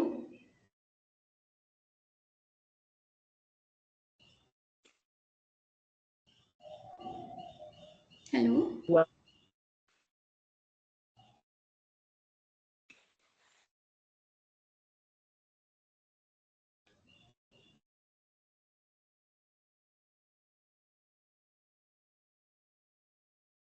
क्या बोल रहे थे आप, आवाज नहीं आई, कौन बोल रहा था? Please repeat your question.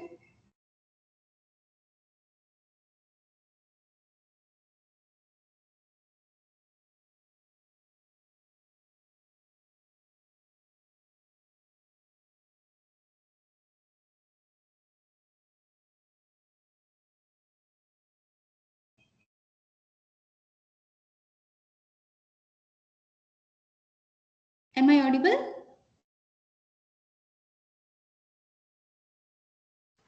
Yes, ma'am. Yes, ma'am, you are audible. Okay.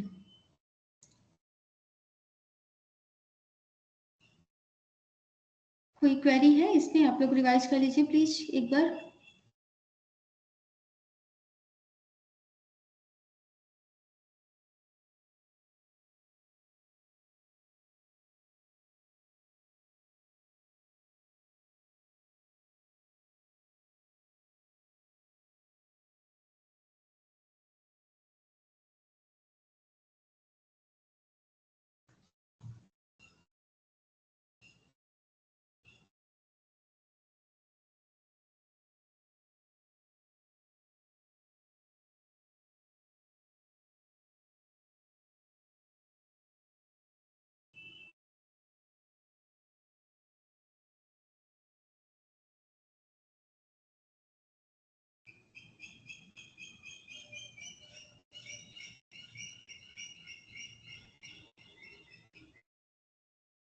Hello ma'am, हाँ वॉइस आ रही है मेरी?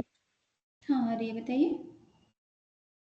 मैम आपने जो बताया लिस्ट मतलब इसका लिस्ट स्क्वायर मैथ प्रॉब्लम का पूरा मैम एक बार रिकैप कर सकती हैं? क्योंकि मैम शुरू से मुझे कुछ समझ नहीं आया है और मैं पूछना चाहता बट मेरा माइक डिसेबल था इसलिए मैं बोल नहीं पा रहा था, मैसेज मैंने किया बट आपने देखा नहीं।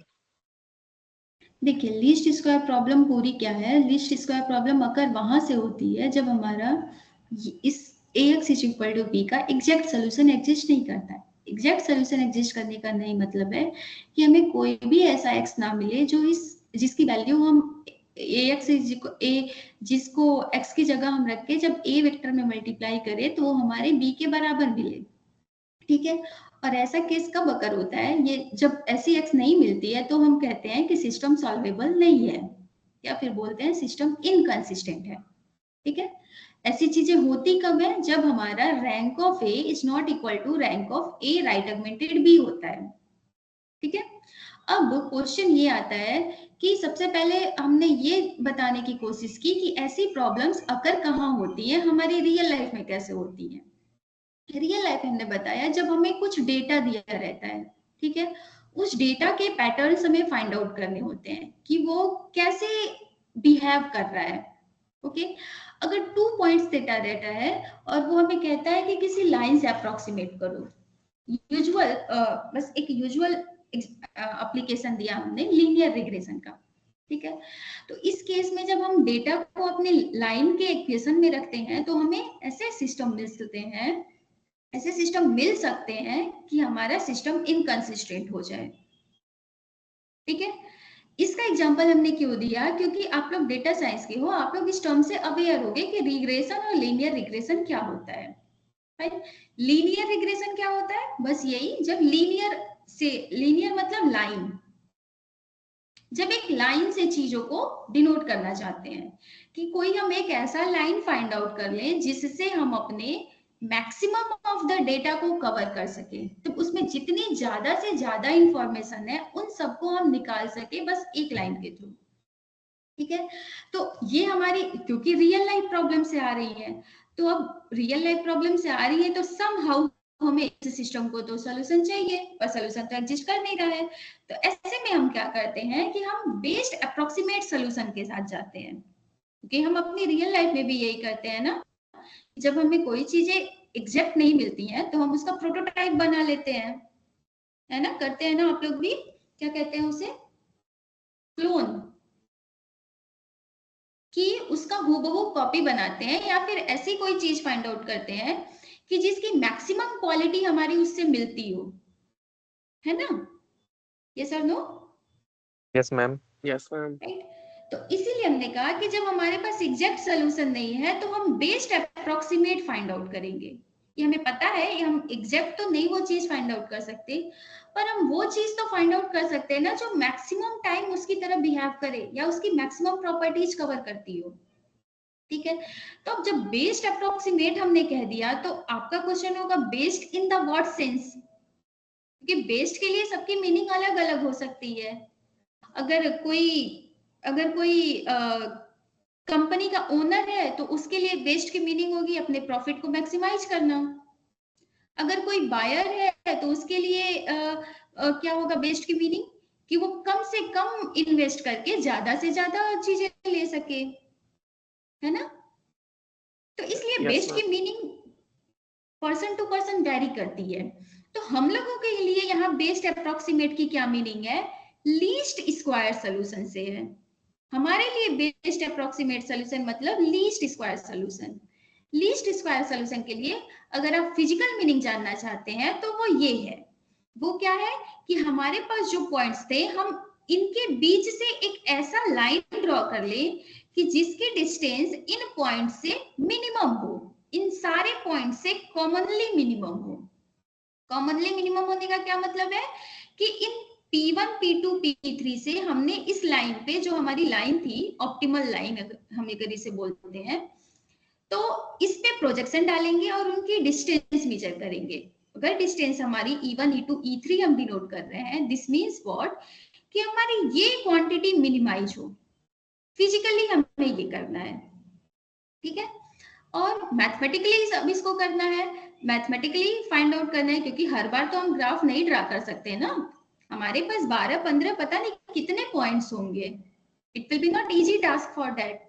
सो उसके लिए मैथमेटिकली कुछ चीजें डेवलप की गई, कुछ टेक्निक्स डेवलप किए गए कि हम इन केसेज में सोल्यूशन को कैसे फाइंड आउट करें, लीस्ट स्क्वायर सोल्यूशन को। उसके लिए हम लोगों के सिलेबस में 3 मेथड है, पहला नॉर्मल मेथड, दूसरा क्यूआर मेथड, तीसरा singular value decomposition method, SVD. तो आज हम लोगों ने पढ़ा नॉर्मल मेथड। नॉर्मल मेथड क्या था, ये पूरा एनालिटिकली डेवलप्ड मेथड है, इसमें कंप्यूटेशन से कोई लेना देना नहीं है, थ्योरेटिकली चीजें वेरीफाई की गई हैं, ठीक है। थ्योरेटिकली डेवलप कैसे किया गया कि हमने मेजर किया हमारा ये AX और B के डिस्टेंस, AX और B के बीच के डिस्टेंस को हमने E डिनोट की। लीस्ट स्क्वायर प्रॉब्लम हमारी क्या थी, इसी क्वांटिटी को मिनिमाइज करना था, इस क्वांटिटी को मिनिमाइज करना था। अब क्योंकि ये E हमारी जो क्वांटिटी है वो ग्रेटर इक्वल 0 है, एक रियल नंबर है जो कि नॉन नेगेटिव रियल नंबर है, क्योंकि ये नॉन नेगेटिव रियल नंबर है, इसलिए जो इस e को मिनिमाइज करेगा वही हमारे e स्क्वायर को मिनिमाइज करेगा। ठीक है, इसके लिए हमारी समझ से जितना हो सकता था उतना हमने आप लोगों को समझाने की कोशिश की कि ये क्यों हो रहा है, कि क्यों जो इसको मिनिमाइज कर रहा है ax माइनस बी को, वही हमारे ax minus B whole square को भी क्यों मिनिमाइज कर रहा है। ठीक है, ये क्यों हुआ, क्योंकि अगर E1 हमारा ग्रेटर इक्वल E2 है तो E1 square greater equal E2 square होगा। दिस मीन्स व्हाट, कि जहां पे ये सीक्वेंस की मिनिमम मिलेगी उसी पॉइंट पे इस सीक्वेंस की भी मिनिमम मिलेगी। ठीक है, तो इससे हमें क्या मिला कि क्योंकि हमारा e ग्रेटर इक्वल 0 था, दैट मीन्स व्हाट, कि हमें इसका मिनिमम जो फाइंड आउट करना था वो और कुछ नहीं, x कैप अगर हम डिनोट करें तो वो हमारा होगा minimum of e for x in Rn, and this will be same as minimum of e for x in Rn। Capital e क्या था हमारा e स्क्वायर, स्मॉल e का स्क्वायर। फाइन, अब हमने फिर से अपनी जो पुरानी थियरी हम लोगों ने मैक्सिमा मिनिमा की पढ़ रखी है उसे रिकॉल किया कि किसी फंक्शन का अगर हमें मैक्सिमा मिनिमा फाइंड आउट करना होता है तो हम लोग कैसे करते हैं, फर्स्ट डेरिवेटिव को इक्वल टू 0 करते हैं, जो भी हमें पॉलिनोमियल मिलती है उसका हम लोग रूट्स फाइंड आउट करते हैं। हमने माना कि इसका f डैश x का एक रूट हमारा x1 है, ये x1 हमारा मिनिमाइजर ऑफ दिस होगा इफ सेकेंड डेरिवेटिव की वैल्यू इस पॉइंट x1 पे ग्रेटर इक्वल 0 हो जाए। ये थियरी हम लोगों ने पहले से पढ़ रखी है ना मैक्सिमम मिनिमम फाइंड आउट करने की, इसी को हमने पूरा यूज किया है। कैसे किया, कैसे की e हमारा एक फंक्शन था कैपिटल x में, इसका डेरिवेटिव हमने निकाला de बाई dx, क्योंकि ये मैट्रिक्स के मल्टीप्लिकेशन थे तो मैट्रिक्स का डिफरेंशिएशन कैसे होता है उसका रूल हमने आप लोगों को बताया कि d by dx of y transpose z will be y transpose dz by dx plus z transpose dy by dx। ठीक है, इसी रूल के अकॉर्डिंग हमने इसको डिफरेंशिएट किया e को और फाइंड आउट किया कि de बाई dx हमारा क्या होगा, 2 times of x transpose a minus b transpose a। अब क्योंकि हमें क्रिटिकल पॉइंट्स या फिर पॉसिबल मिनिमाइजर्स कहाँ मिलते हैं, जहां पे फर्स्ट डेरिवेटिव 0 होता है, इसीलिए हमने इसको इक्वेट किया 0 से। ठीक है, इसको इक्वेट किया 0 से तो हमें क्या मिला कि x transpose a is equal to b transpose a। ठीक है, अब दो मैट्रिक्स इक्वल है तो उनका ट्रांसपोज भी इक्वल होगा, तो फिर हमने इसी चीज को लिख दिया कि a transpose a x is equal to a transpose b। This means de by dx give us a transpose a x is equal to a transpose b, क्योंकि हम इस x को अब बताना चाहते थे कि ये जो x कैप हम लिख रहे हैं ये रूट अब हम लिख रहे हैं। ठीक है, इस रूट को लिखने के लिए बस हमने कैप का नोटेशन यूज किया। फाइन, तो फर्स्ट डेरिवेटिव हमारा इक्वेट टू 0 करके एक हमें रूट मिला जो कि इसको सेटिस्फाई कर रहा है, डी बाई डी एक्स को 0 कर रहा है उस पॉइंट पे। ठीक है, अब सेकेंड डेरिवेटिव निकालेंगे क्योंकि ये तो अभी पॉसिबल पॉइंट है ना, ये ही मिनिमाइजर है, ये कंफर्म कैसे होगा, अगर उस पॉइंट पे second derivative greater than or equal to 0 हो जाए। फिर हमने सेकेंड डेरिवेटिव अपने e का कैलकुलेट किया तो हमें d2e by dx2 मिला 2 times of a transpose a। ठीक है, अब ये आप लोगों के लिए नया नोटेशन था कि a greater than a transpose a greater than or equal to 0 क्या है, इसको हमने बताया कि मैट्रिसेस के केस में ऐसे लिखते हैं, this means what, this matrix is positive semi definite. Positive semi definite का क्या मतलब है कि इस मैट्रिक्स में अगर आप x ट्रांसपोज और x का लेफ्ट और राइट से मल्टीप्लाई करें तो जो भी आपको नंबर मिलेगा वो हमेशा ग्रेटर इक्वल 0 मिलेगा। ठीक है, उस क्लेम को हमने प्रूफ कैसे किया, फिर से अपनी नॉर्म के डेफिनेशन को यूज करके, कि अगर ये मैट्रिक्स हमारी पॉजिटिव डेफिनिट होना चाहती, पॉजिटिव सेमी डेफिनिट होना चाहती है तो मतलब क्या है कि अगर हम x ट्रांसपोज से लेफ्ट और x से राइट मल्टीप्लाई करें तो जो भी रिजल्टेंट है वो हमारा ग्रेटर इक्वल 0 है, क्योंकि ये हमारा आ गया 2 times of norm of ax whole square का whole square in 2 norm. Already दिखा चुके थे कि नॉर्म किसी भी वेक्टर का हमेशा ग्रेटर इक्वल 0 होता है। क्यों होता है ये यहां से क्लियर था। यहाँ देखिए v transpose v, norm of v2 का स्क्वायर होता है v ट्रांसपोज v, और v ट्रांसपोज v क्या है, v1 square plus v2 square plus vn square, मतलब नंबर्स के स्क्वायर का सम। नंबर्स के स्क्वायर का सम कभी नेगेटिव हो नहीं सकता, या तो पॉजिटिव होगा या जीरो होगा, है ना। उसी की वजह से हमने यहाँ लिखा कि this 2 times of norm of ax square will be greater equal 0। तो ये हमारा क्या दिया, x transpose into 2a transpose ax is greater equal 0 for every x irrespective of x कुछ भी हो। That is why I concluded this 2a transpose a is greater than or equal to 0 and this proves our claim। ये हमें क्या कहा, इसने हमें अब कंफर्म किया कि जो x कैप इसको सेटिस्फाई कर रहा है इस इक्वेशन को, वही हमारा मिनिमाइजर है स्मॉल e के लिए। तो यहां से हम लोगों ने अपनी पूरी थियरी को समराइज किया और क्या पाया कि अगर हमें नॉर्मल मेथड से सिस्टम को सॉल्व करना है तो हमें क्या क्या करना है। सबसे पहले क्या करना है, हमें गिवन क्या रहेगा, ax is equal to B. Target क्या है हमारा, इस ax is equal to B का लीस्ट स्क्वायर सोल्यूशन कंप्यूट करना। ठीक है, लीस्ट स्क्वायर सोल्यूशन कंप्यूट करना है। ठीक है, लीस्ट स्क्वायर सोल्यूशन के लिए हम लोगों ने ऑलरेडी देख रखा है कि हमें इस सिस्टम को अब सॉल्व करना है। ठीक है, इसी थियरी से हमने कहा कि A ट्रांसपोज A और A ट्रांसपोज B कैलकुलेट करते हैं। जब ये दोनों मैट्रिसेस कैलकुलेट हो जाएंगे तो हम अपना सिस्टम फॉर्म करेंगे, ये A transpose A x cap is equal to A transpose B।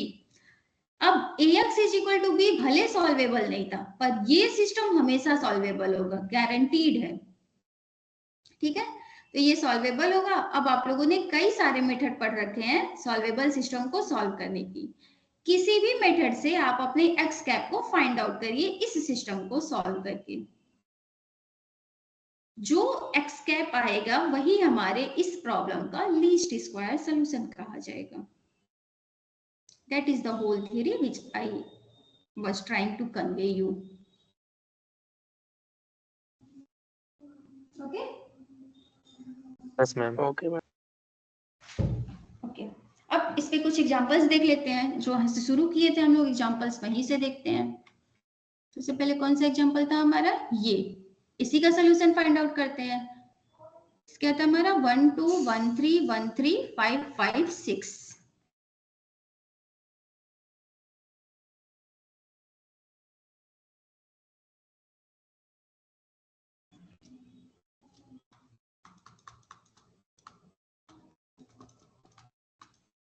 Compute least square solution of 1 2 1 3 1 3 CM is equal to 5 5 6। Okay, हमें इसका least square solution find out करना है बाय नॉर्मल मेथड।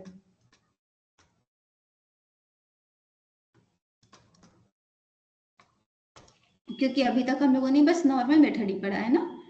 ठीक है, let us solve this. हमारा step 1 क्या कहता है, अपने ए और बी को आइडेंटिफाई करना। So what is our A, please answer. A matrix is what,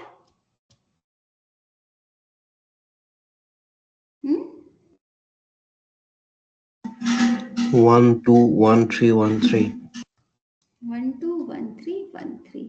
B matrix is what, 5 5 6 5 5 6। So what will be our A transpose A? 1 1 1 2 3 3।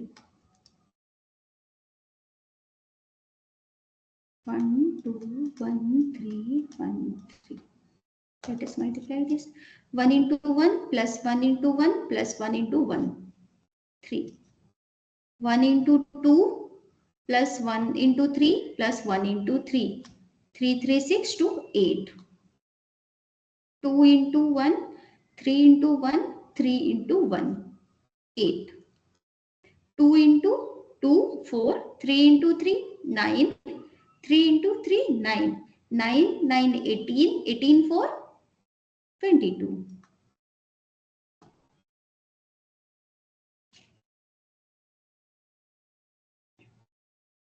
A transpose B क्या हो जाएगा?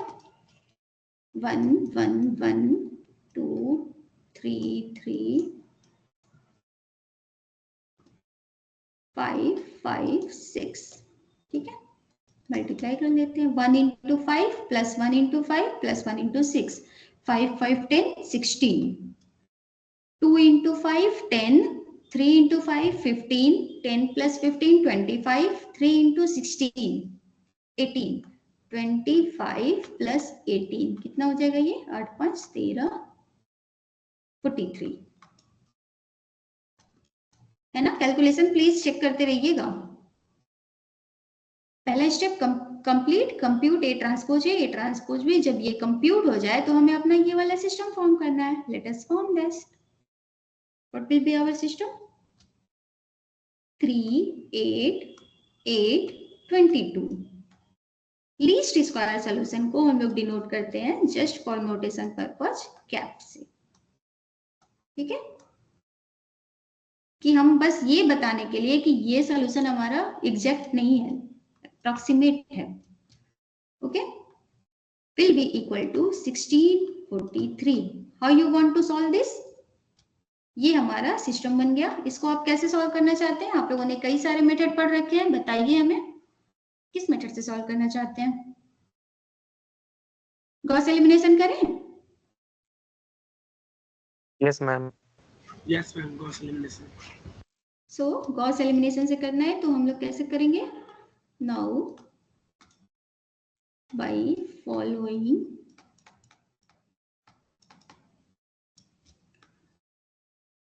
Gauss elimination steps,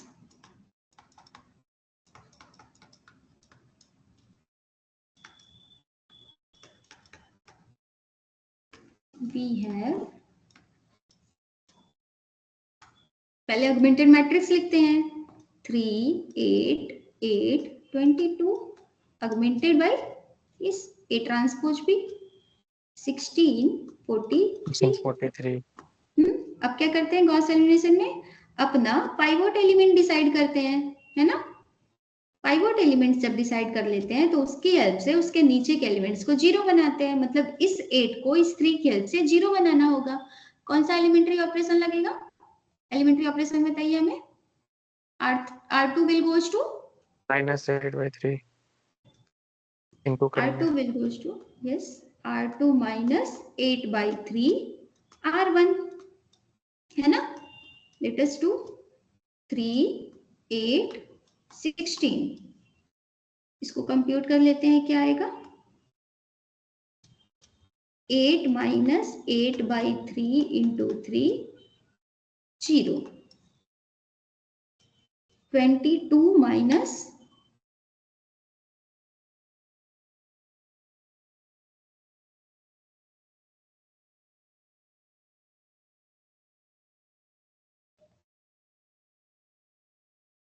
8/3 into 8 R1 है ना, 8 3 into 22 66। 0.667 कितना हो जाएगा ये? 2/3 आ रहा है। 2/3 है ना, लिख देते हैं 2/3। और ये वाला 43 minus 8/3 into 16, 3 3 जा 9, 3 4 जा 12, 129, 8 6 जा 48, 0.3 एक मिनट, 48 4, 8 1 जा 8 8 जा 12, 128/3। सो इट विल बी 1/3, ठीक है। अब गॉस एलिमिनेशन स्टेप यहाँ पूरा हो गया। अब इससे कैसे करते हैं सिस्टम को सॉल्व? इससे हम अपना सिस्टम फिर से लिखते हैं ना, इक्विवेलेंट सिस्टम। इक्विवेलेंट सिस्टम हमारा क्या हो जाएगा 3c cap plus 8m cap is equal to 16 and 2/3 m cap 0c cap plus 2/3 m cap is equal to 1/3. Second equation में 0 into c cap, this will be 0. 2/3 m cap is equal to 1/3. This will imply as what? M cap will be क्या? M cap क्या हो जाएगा? 1/2 1/2, right? और जब m cap पता चल गया, क्या हम फर्स्ट वाले इक्वेशन में m cap की वैल्यू रख के c cap निकाल सकते हैं? 4 3c cap plus 8 into 1/2 is equal to 16. ये क्या हो जाएगा हमारा 3c cap plus 4 is equal to 16. 4 में से 16 जाएगा 12 हो जाएगा. 3c cap is equal to 12. This will imply c cap is equal to 4. मतलब जो हमारी लाइन थी जो उसको बेस्ड अप्रोक्सीमेट देगी, based approximation line will be what y is equal to 1/2 x plus 4. इस लाइन को जब आप ड्रॉ करेंगे तो आप देखेंगे कि तीनों पॉइंट से मिनिमम डिस्टेंस पे है. कोई भी दूसरा लाइन अगर आप ड्रॉ कर रहे हैं तो वो उसकी डिस्टेंस जिसकी इतनी है इनसे हमेशा ज्यादा होगी. ओके, प्रोसेस क्लियर है? कैसे हम लोग least square solution find out करेंगे? Yes ma'am. Hence m cap c cap will be given by 1/2 and 4. Correct. अब हम एक और दे रहे हैं, आप लोग एग्जांपल करके बताइए हमें फिर अगर प्रोसेस क्लियर है तो.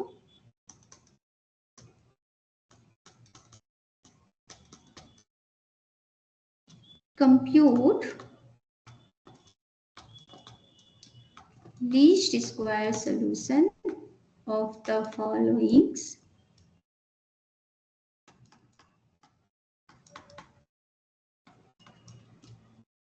by normal method.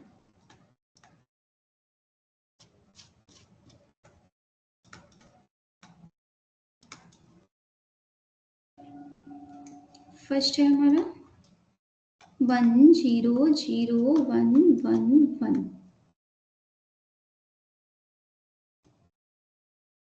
x y is equal to 1 2 3. Compute करिए. सेकेंड 2 1 1 2 3 3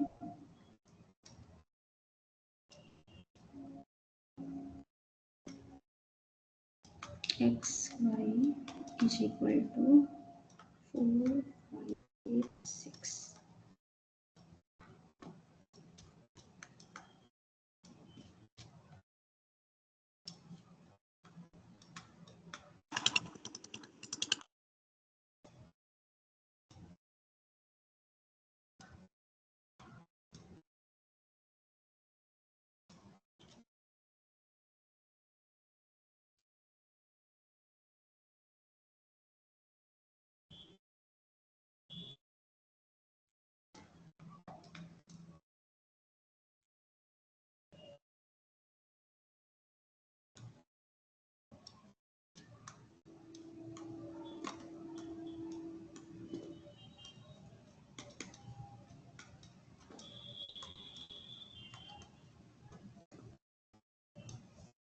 पहले वाले का सॉल्यूशन कंप्यूट करके हमें बताइए. इस वाले का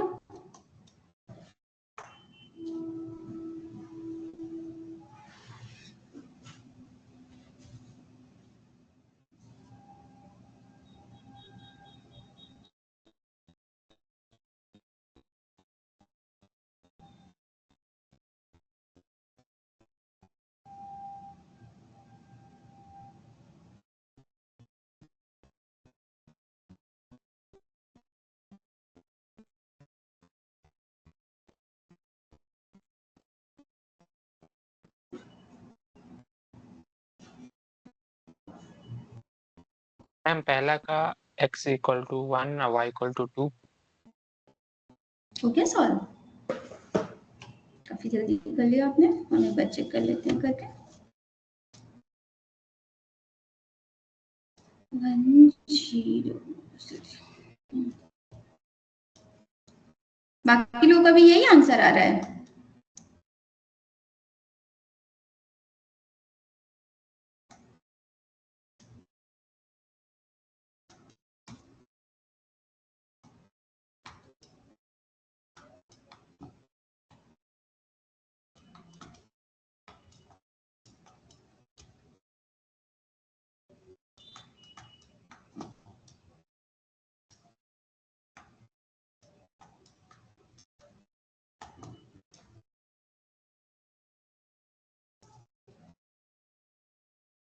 This will give us 1 into 1, 0 into 0, 1 into 1, 2, 1 into 0, 0 into 1, 1 into 1, 1, 1, 2.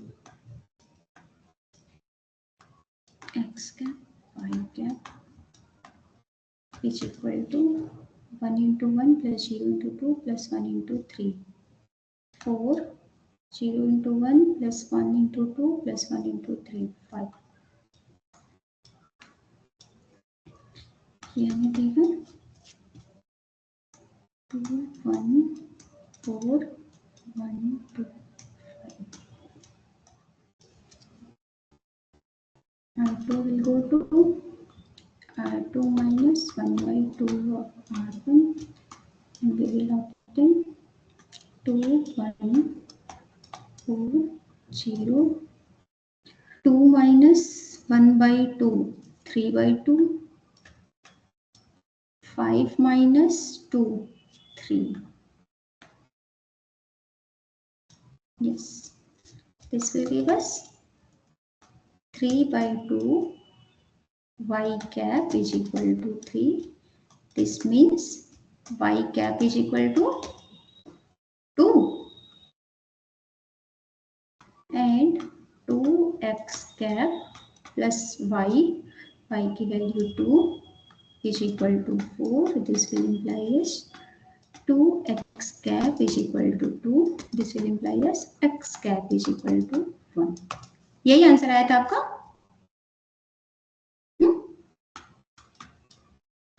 Yes ma'am. X cap, very good. 1, 2. ठीक है, दूसरा वाला ट्राई करिए। मैम क्लास है। मैम 7 बजे से नेक्स्ट क्लास है, इसे बाद में बताएं आपको नेक्स्ट क्लास में। ठीक है, ये तीनों एक्सरसाइज पर आप लोग कर लीजिएगा। Okay, thank you everyone. Thank you ma'am.